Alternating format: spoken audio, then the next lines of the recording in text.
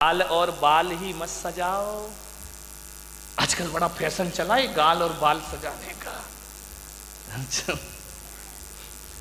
नहीं, एक आया था यहीं बैठा होगा एक लड़का, आजकल ऐसी फैशन ऐसी फैशन ऐसी फैशन ऐसा फैशन चला है, वो बाल है ना इधर से गायब इधर से गायब है, 4 अंगुल इधर से गए 4 अंगुल इधर से गए, बीच में रखा हुआ है। मैंने कहा क्या हो गया इस आदमी को, पागलपन तो देखो। मैंने कहा यार ये है क्या। वो मैं बिहार कर रहा था, बिहार करते बंबई से आ रहा था, हाईवे पे मैंने देखा कि 2 आजू बाजू सर्विस लाइन होती है ना, साइड में चलने के लिए। इधर सर्विस लाइन इधर सर्विस, 4 अंगुल की ये सर्विस लाइन 4 अंगुल की ये सर्विस लाइन, बीच में फ्लाईओवर। वाह आदमी पूरा ट्रैफिक जाम कर रखा है बालों का, है ना। बाल और गाल कोई सुंदर मत बनाओ। बाल और गाल सुंदर होने से कुछ नहीं होता है।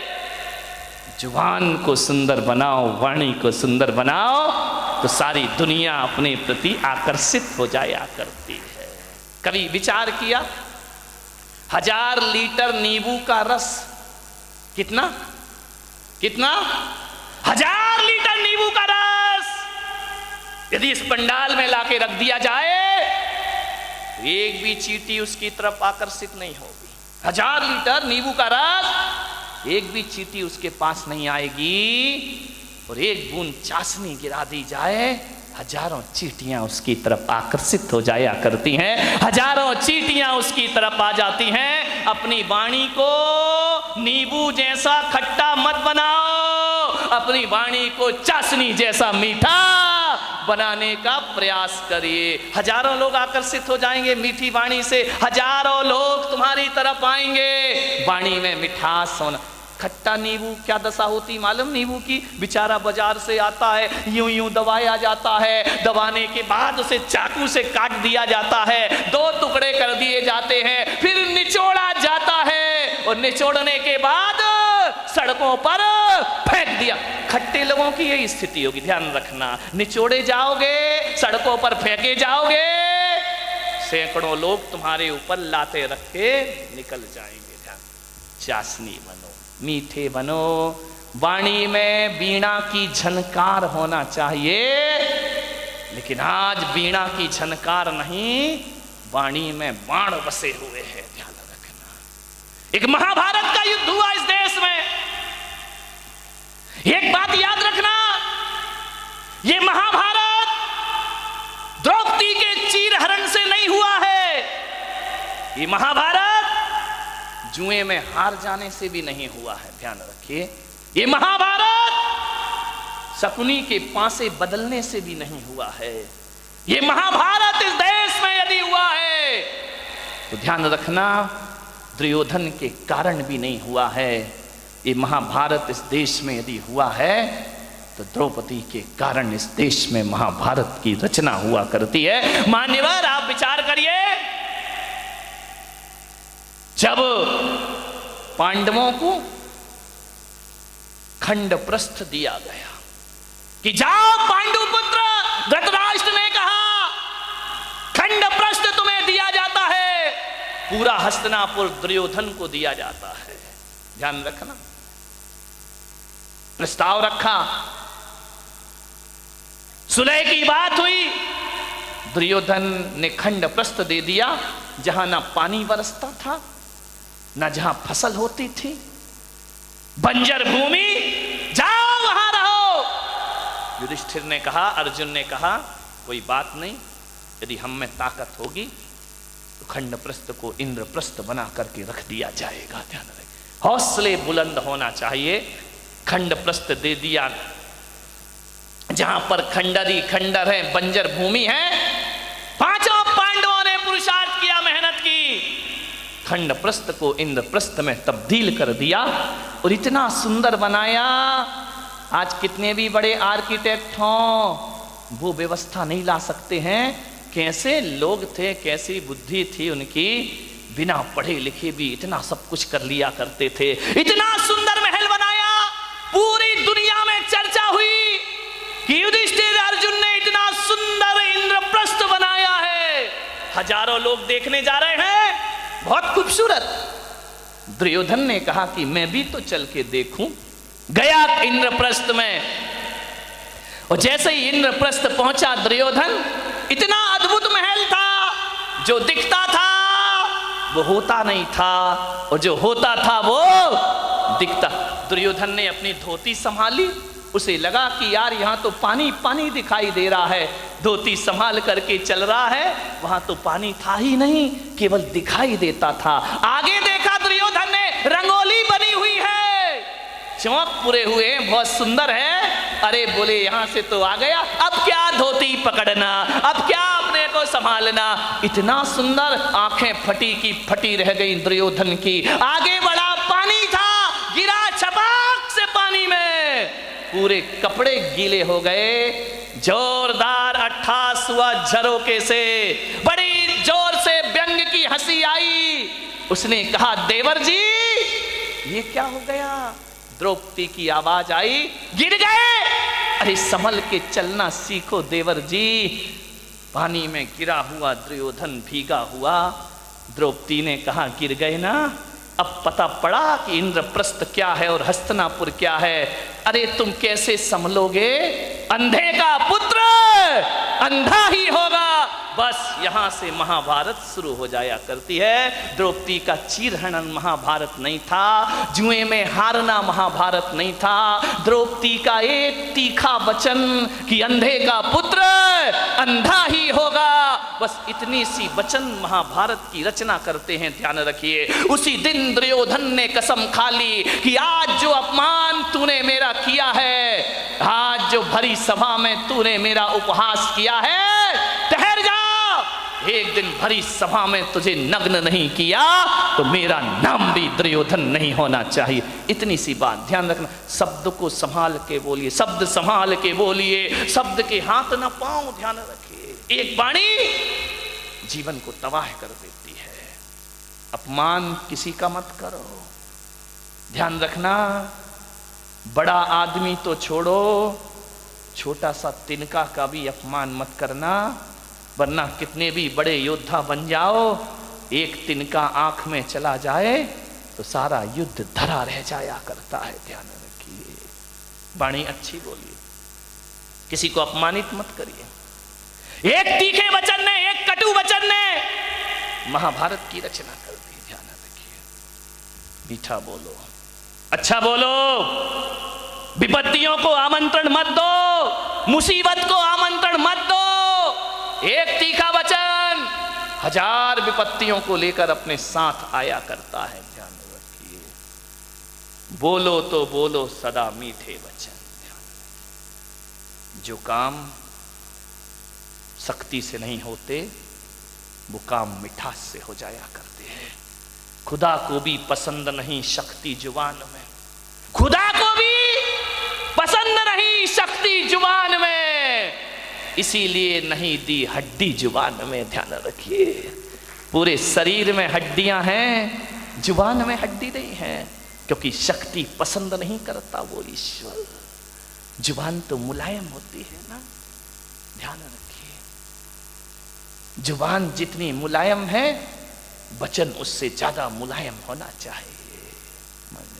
एक बात याद रखना, जुबान में हड्डी तो बिल्कुल नहीं होती, एक भी हड्डी नहीं है जुबान में। लेकिन एक बात याद रखना बारामती वालों, उसमें हड्डी तो एक भी नहीं होती है, लेकिन ताकत इतनी है कि सारी हड्डियां तोड़वा के रख देगी। ध्यान रखना, एक भी हड्डी नहीं बचेगी। यदि वो अपनी पे आ गई तो सारी हड्डियां तोड़वा देगी तुम्हारी। बहुत महत्वपूर्ण है जुबान का, ध्यान रखना। आंख एक है, आंख दो है, काम एक है। ये आंख भी देखती है, ये आंख भी देखती है। कान दो हैं, दायां कान भी सुनता है, बायां कान भी सुनता है। नासा द्वार दो हैं, दाई नासिका, रामदेव बाबा अनुलोम विलोम है ना, दो होती है। ध्यान रखिए, विचार कर। बड़ी दिक्कत हो गई इस देश में। किस्मत है मेरी कि इतनी महिलाएं और इतने पुरुष मेरे प्रवचन में आ रहे हैं, वरना टाइम किसके पास है। महिलाओं के पास तो और भी नहीं है। एक महिला से मैंने पूछा प्रवचन में नहीं आती, बोले नहीं आती महाराज। मैंने कहा क्यों नहीं आती है, बोले करूं क्या महाराज, रात को 12 बजे तक तो एकता कपूर जगाती है। रात को 12 बजे तक तो एकता कपूर नहीं सोने देती है और सवेरे 4 बजे रामदेव बाबा जगा देते हैं। हम करें, कहां से आए तुम्हारे प्रवचन में? इतने बिजी हैं हम लोग। ध्यान रखिए, समझिए, मान्यवर। 2 नासा द्वार है, काम एक ही है। 2 हाथ है, काम एक ही है। 2 पैर हैं, काम एक ही है। दोनों पैर चला करते हैं, लेकिन जुबान अकेली है, इकलौती है। इकलौती औलाद है अपनी लीलावती। साली लीला यही कराती है, यही रास लीला करा दे, यही राम लीला करा दे। लीलावती का सावधान, इस लीलावती से। 2 अंगुल की जुबान 5 फीट के शरीर का सत्यानाश करा सकती है। ध्यान रखिए, ये जो लीलावती बैठी है ना, इस पे कंट्रोल रखो, कंट्रोल कंट्रोल। ध्यान रखिए, ये जो लीलावती है बहुत नटखट काम करती है। पूरे शरीर में अकेली है, इकलौती औलाद है इस मुंह की। लेकिन एक बात ध्यान रखना, ये जो लीलावती है ना, है तो अकेली, काम डबल करती है। ध्यान रखना, एक चखना और एक बकना। ध्यान रखिए, जो 2 हैं वो एक काम करते, जो अकेली है वो ये चखती भी है। और मीठा खाना याद रहा पर मीठा बोलना भूल गए। ध्यान रखिए, एक तोता तीखा तीखा खाता है, मिर्च खाता है तोता, मीठा मीठा बोलता है। और हम मीठा मीठा खाते हैं, बोल दो तीखा तीखा बोलते हैं हमें जुबान से। जुबान को संभाल के रखो, वाणी सुंदर बनाओ। एक कितनी भी सुंदर महिला हो, खूबसूरत महिला हो, आसमान से उतरी हुई परी हो, ध्यान रखना, आप सोचते हो ना कि थोड़ी सी लिपस्टिक से हम बड़े अट्रैक्टिव लगेंगे। नहीं नहीं, कौन बोला महाराज हमारे पीछे क्यों पड़े हो तुम? ध्यान रख, लिपस्टिक लगा के आप सोचते कि हम सुंदर हो गए हैं। मैं आपसे निवेदन करता हूं, ओंठ कितने भी सुंदर बना लो, कितने भी लिपस्टिक लगा लो, कितने भी पतले ओंठ हो जाएं तुम्हारे, कितने भी गुलाबी ओंठ हो जाएं, लेकिन वाणी कड़वी हो तो बताइए आपका सौंदर्य कितनी देर टिकने वाला है? ओंठों का सौंदर्य ज्यादा नहीं टिका करता है। मुझे तो समझ नहीं आता है, ये महिलाएं लिपस्टिक लगा के अपने को सुंदर समझती हैं, आदमी तो लिपस्टिक नहीं लगाता ना। नहीं, बारामती का मुझे पता, लगाते हो क्या? नहीं लगाते ना। एक बात बताओ, ये सोचते हैं लिपस्टिक से सुंदरता बढ़ती है, तो लिपस्टिक लगा के सुंदर दिखने वाली देवी हो, बिना लिपस्टिक वाले पे क्यों मरती हो? फैसला करो, फैसला। ये तो लिपस्टिक जान इन पे ही देती है लोग। ध्यान रखिए, इसका मतलब है लिपस्टिक कितनी भी अच्छी हो, चेहरे की सुंदरता कितनी देर की? आधे घंटे। एक बात बताओ, एक सुंदर चेहरे को एक बार देखोगे, 2 बार देखोगे, 3 बार देखोगे, बार बार देखोगे, उस चेहरे से भी जी भर जाएगा। ध्यान रखिए, ध्यान रखना, ज्यादा सुंदर चेहरा कितने दिन अच्छा लगेगा? 1 साल, 2 साल। कितनी भी सुंदर पत्नी ले आओ बेटा, साल भर बाद तो वही हालत है कि वो बड़बड़ा रही है, अपन चुपचाप सुन रहे हैं बैठ करके। खाना खाएगी तभी बोलेगी। ध्यान रखना, ये आदमियों की जिंदगी इसी में, बेचारे हर थके हुए हारे हुए तो आते हैं दुकान से, वो जैसे ही आया और इनकी रामायण शुरू हो जाया करती है। देवरानी ने ये कहा, जिठानी ने वो कहा, तेरी अम्मा ने ये, परसते भी जा रही है। महिलाओं से निवेदन है, जब पति घर में आए तो उसकी थाली में रोटी परोसो, रोटी। दिन भर की किचकिच मत परोसो उसकी थाली में, वरना थाली फेंक करके इतना परेशान। उसी समय मैंने एक महिला से बोला, खाते ही समय क्यों बोलती हो? बोले खाते ही समय तो वो चुपचाप सुनता है, मुंह में रोटी रहती है, सुनते रहता है, अपन बोलते जाओ, देवी बोलते जा रही, बोलते जा रही, बोलते जा रही है, वो बेचारा खाते जा रहा, खाते जा रहा, क्या करे? इधर सुने या इधर सुने, खा रहा। ऐसी हालत है जैसे सड़क के किनारे भुट्टा सिकता है ना। भुट्टे नहीं सेकते रहते, वो एक हाथ से हवा करते जा रहा, भुट्टा सेकते जा रहा, हवा करते जा रहा, भुट्टा सेकते जा रहा, रोटी पटकते जा रही, भुट्टा सेकते जा रहा, सेकते जा रहा, सिक गया भुट्टा, क्या रोटी खाए बेचारा। ध्यान रखो, खाते समय तो कहा है कुत्ते को भी परेशान, ये तो फिर क्या बोली, इतनी तेज है बारामती की महिलाएं, इतनी तेज इतनी तेज इतनी तेज कि एक दिन दो पति पत्नी बाजार गए, पति ने पत्नी से कहा तू कहे फैशन है, तू कहे तो एक कुत्ता खरीद ले। पत्नी ने ऊपर से नीचे तक देखा, बोली क्या जरूरत है, बोली जब से तुम मिले हो। कौन बोला हर तमन्ना पूरी हो गई मेरी, ध्यान रखिए। मान एक बच्चा रो रहा था, बहुत जोरों से रो रहा था, पत्नी ने कहा देख भी नहीं सकते हो बच्चा रो रहा है, मैं खाना बना रही हूं। तो बोले पहले सुन तो ले, काय के लिए रो रहा है। अरे बोले जो भी रो रहा कर दो पूरा। बोले नहीं पहले सुन। बोले क्या, ये रो रहा है कि मुझे गधे पे बैठना है। तो पत्नी ने कहा कंधे पे बिठा के 3 चक्कर नहीं लगा सकते क्या। कुछ लोगों को घर जाके समझ में आएगा, ध्यान रखिए। एक बार यही दुर्घटना घट गई।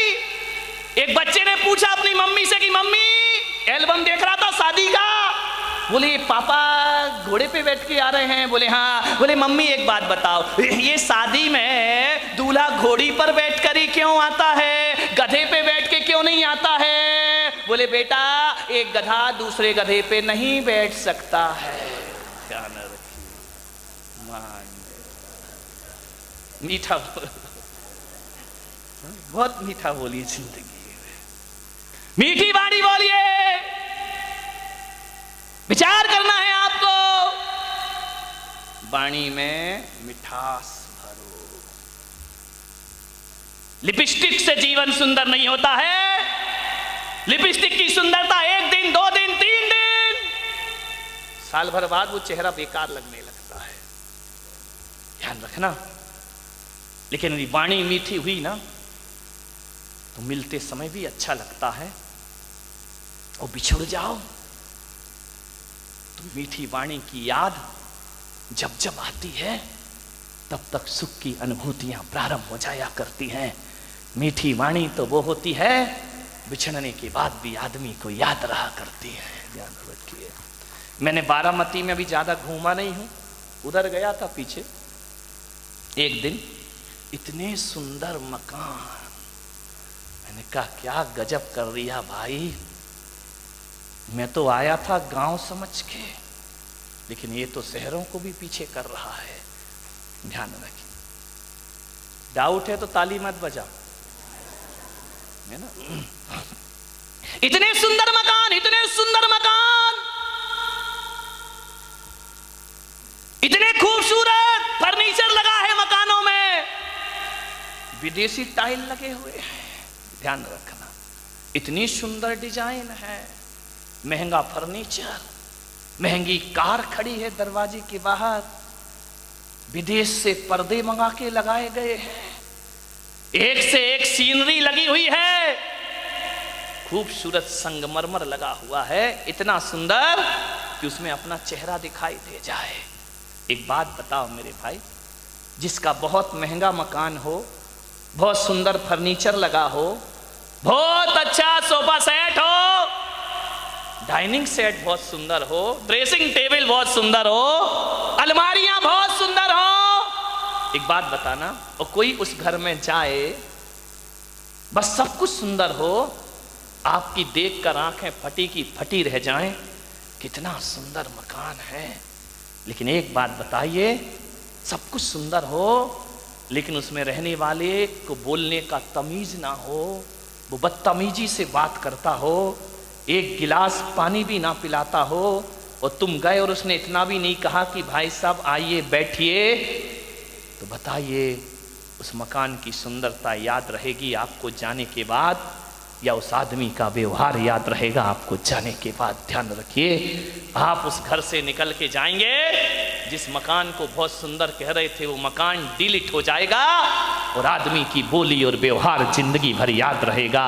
और एक बात मैं आपसे कहता हूं, एक का मकान तो बहुत सुंदर नहीं है, बहुत कीमती मकान नहीं है, साधारण से फ्लैट में रहता है, लेकिन जैसे ही तुम जाते हो बड़े आदर से बोलता है, बड़े अदब से बात करता है। आइए भाई साहब बैठिए, ठंडा लेंगे या गरम लेंगे, आप क्या लेना चाहते, मीठा लेंगे नमकीन, अरे नहीं नहीं कुछ, अरे भाई साहब आए हो कुछ तो लेकर जाना पड़ेगा, ऐसा नहीं हो सकता, हमारे यहाँ कब कब पधारते हो, आपको जरूर कुछ लेना होगा, आपको भूख भी नहीं है तो भी उसके व्यवहार और मिठास के कारण आपको खाना पड़ेगा। आप एक बात बताइए मेरे भाई, जब आप घर चले जाओगे वो सुंदर मकान याद करोगे या उसका दुर्व्यवहार याद करोगे? वो घर जाओगे ये घटिया मकान याद करोगे या आदमी का व्यवहार याद करोगे? ध्यान रखिए, सुंदर मकानों को याद नहीं किया जाता है, सुंदर वाणी और व्यवहार को याद रखिए।